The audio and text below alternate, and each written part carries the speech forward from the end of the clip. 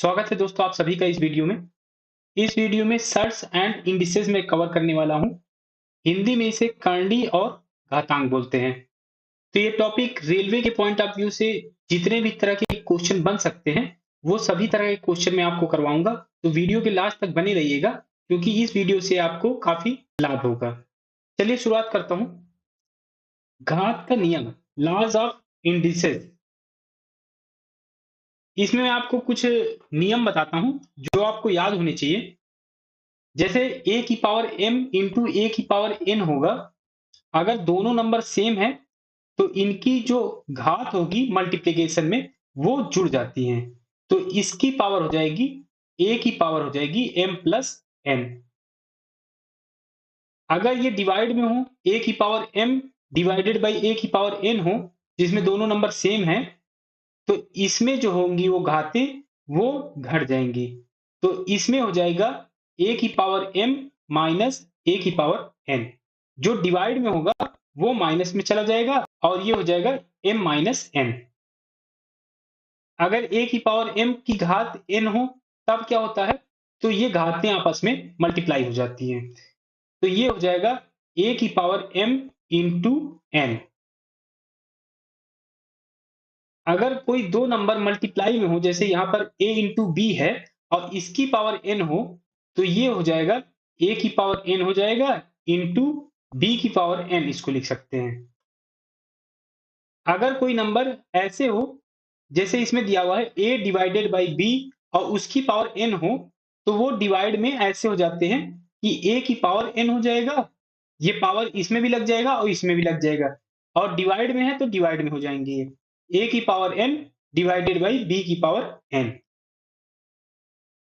a की power 0 होता है 1 और अगर a की पावर माइनस n है तो वो हो जाएगा 1 अपॉन a की पावर n। ये इंडिसेस के लाज हैं तो इन्हें आप याद कर लीजिएगा क्योंकि इससे डायरेक्ट क्वेश्चन बनते हैं। लाज ऑफ सर्ट्स, कर्ंडी के नियम। कर्ंडी के नियम क्या होते हैं?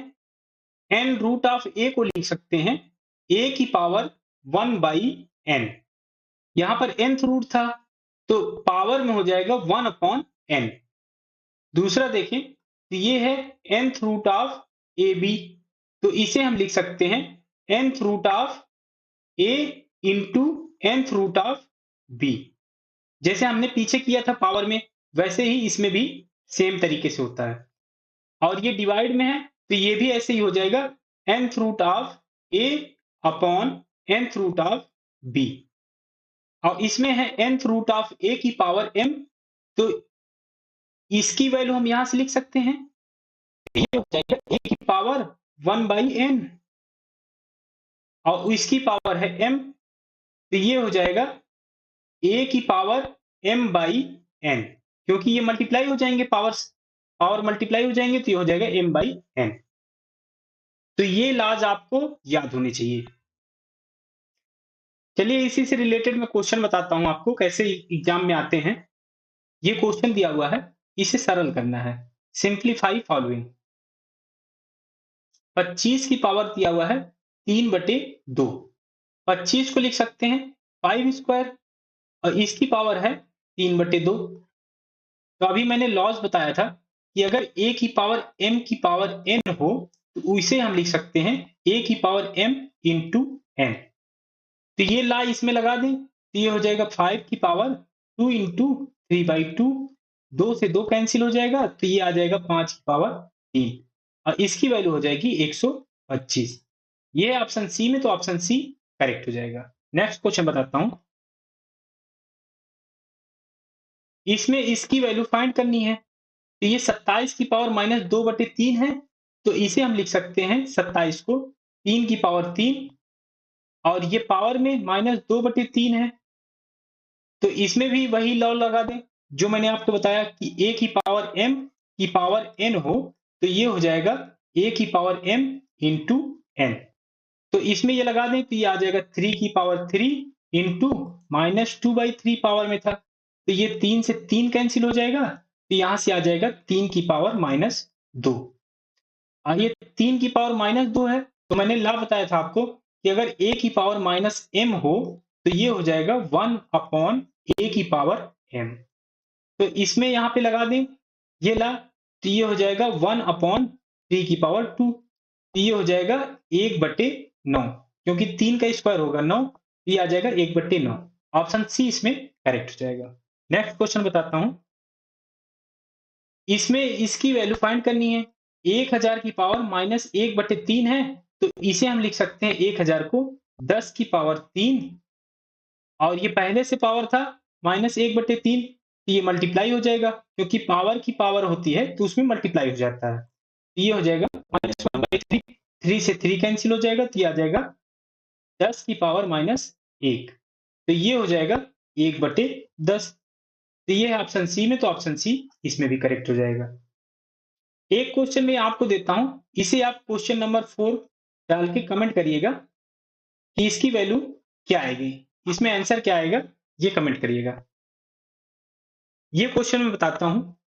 इस क्वेश्चन में पूछा गया है 4 की पावर 3/2 प्लस 4 की पावर -3/2 की वैल्यू क्या होगी, ये हमें फाइंड करना है।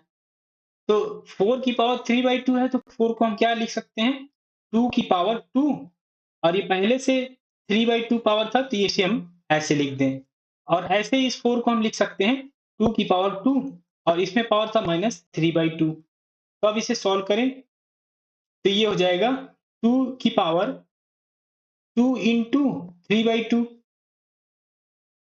क्योंकि पावर की पावर में मल्टीप्लिकेशन हो जाता है, तो मल्टीप्लाई कर दिया, प्लस 2 की पावर 2 इंटू -3/2, जैसे यहाँ पे किया था वैसे यहाँ भी मल्टीप्लिकेशन हो गया। तो अब इसे सॉल्व करें, तो ये हो जाएगा 2 से 2 कट जाएगा, और ये 2 से ये 2 कट जाएगा, तो यहाँ पे आ जाएगा 2 की पावर 3 प्लस 2 की पावर -3।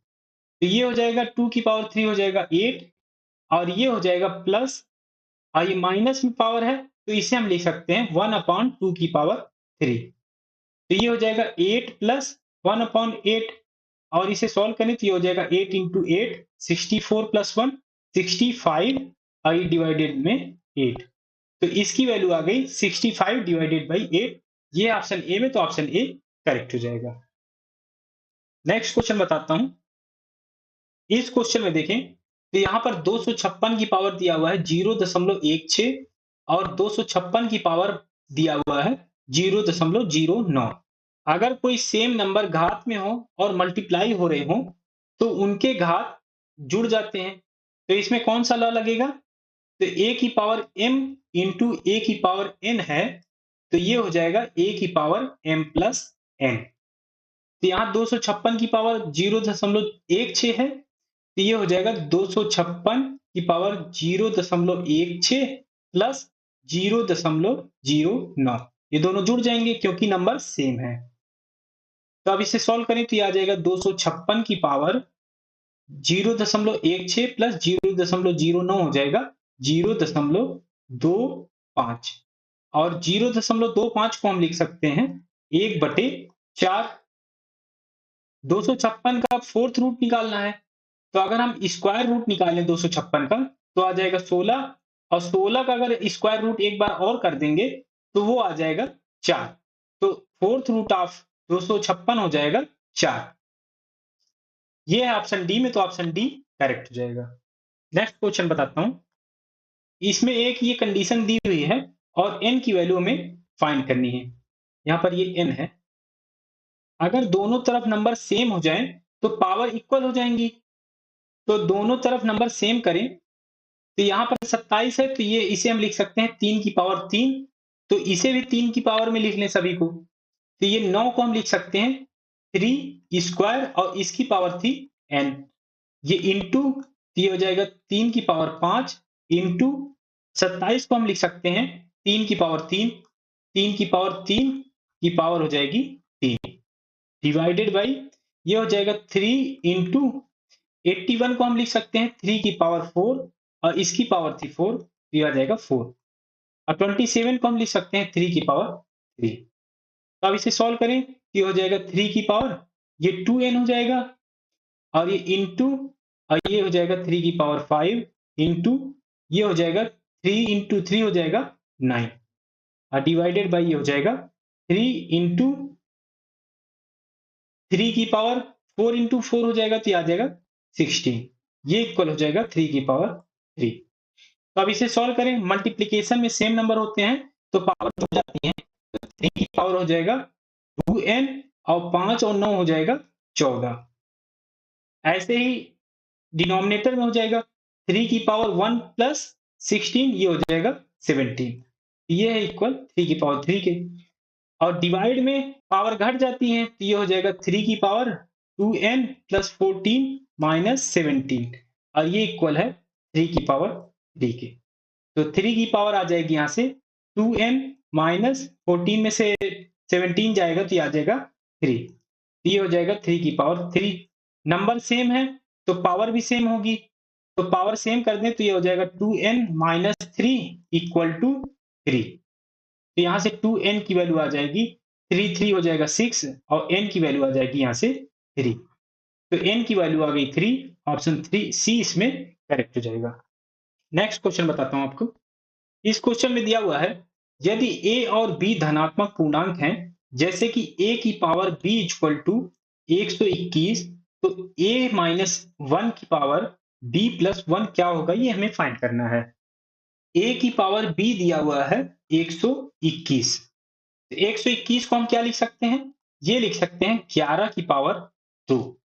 a और b धनात्मक पूर्णांक है और 121 को किसी के पावर में और इसके अलावा नहीं लिख सकते हैं, तो a इक्वल होगा 11 के और b इक्वल होगा 2 के, क्योंकि नंबर नंबर के इक्वल होगा और घात घात के इक्वल होगी, तो इसीलिए ये हो जाएगा a इक्वल टू हो जाएगा 11 और b इक्वल टू हो जाएगा 2। तो यहाँ से इसकी वैल्यू रख दें, तो इसकी वैल्यू हमें फाइंड करनी थी a माइनस 1 की पावर b प्लस 1 की, तो a माइनस 1 हो जाएगा, 11 में से 1 घटेगा तो 10, और b की वैल्यू थी 2, तो 2 प्लस 1 हो जाएगा 3, तो 10 की पावर 3 हो जाएगा 1000। ये है ऑप्शन सी में, तो ऑप्शन सी करेक्ट हो जाएगा। सेम तरह का क्वेश्चन ये भी है जैसे मैंने पिछले बताया आपको।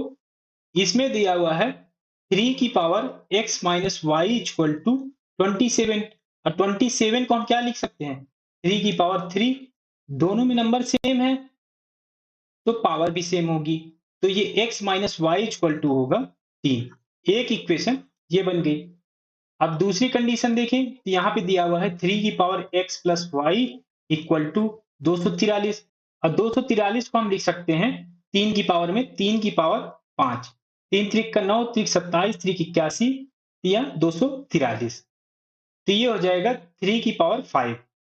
तो दोनों में नंबर सेम है तो घात भी सेम होगी, तो ये हो जाएगा x plus Y equal to हो जाएगा 5, ये इक्वेशन 2 बन गया।